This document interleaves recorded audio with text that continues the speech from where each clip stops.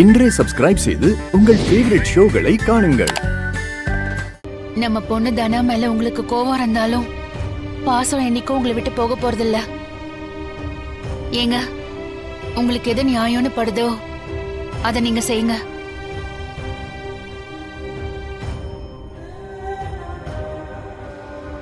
சிவா அண்ணே, அவளுக்கு என்ன சீர் செய்யணுமோ அதெல்லாம் பார்த்து வாங்கிட்டு வந்து கொடுத்துரு. சரிண்ணே, சரி.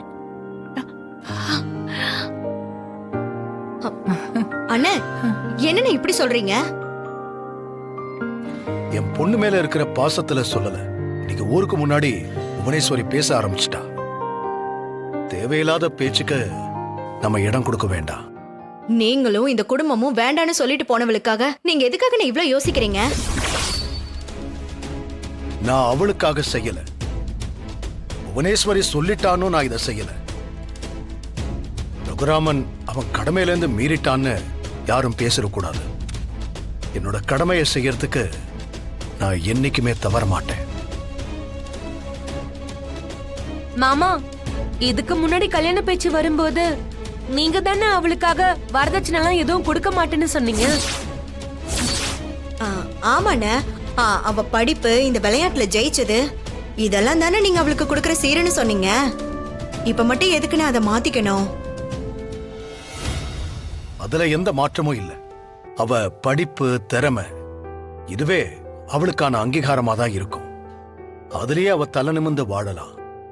ஆனா மத்தவங்க நான் எதையும் செய்யலன்னு பேசும்போது அது அவளையும் பாதிக்கும். நான் இப்ப கொடுக்கணும்னு நினைக்கிறது வரதட்சணை இல்லை. என் பொண்ணு என் கௌரவத்தை பத்தி யோசிக்காம போயிருக்கலாம். ஆனா பிள்ளைங்க கௌரவத்தை பெத்தவங்க காப்பாத்துறதும் கடமைதான். அவளுக்கு என்னால தலை குனிவு வர வேண்டாம். என் பொறுப்பு என்னவோ அதை நான் செஞ்சிடறேன். நான் முறைப்படி என்ன செய்யணுமோ அதை நான் செய்வேன். சிவா அண்ணே, அதுக்கான ஏற்பாடு பண்ணு. சொல்லிட்டீங்கல்ல, வண்டி வண்டியா சீரை இறக்கிடலாண்ணே. எல்லாம் நல்லபடியா பண்ணிடலாம் மச்சான், நீங்க கவலையை விடுங்க. மாமா, இப்பவே போய் எல்லாத்தையும் பார்த்து பார்த்து வாங்கிடலாம். என்னென்ன வாங்கணுமோ எல்லாத்தையும் வாங்கிடுவோம். ஆமாமா, நிறைய கடை வேற ஏறி இறங்கணும். அண்ணே, போயிட்டு வந்துடுறேன்.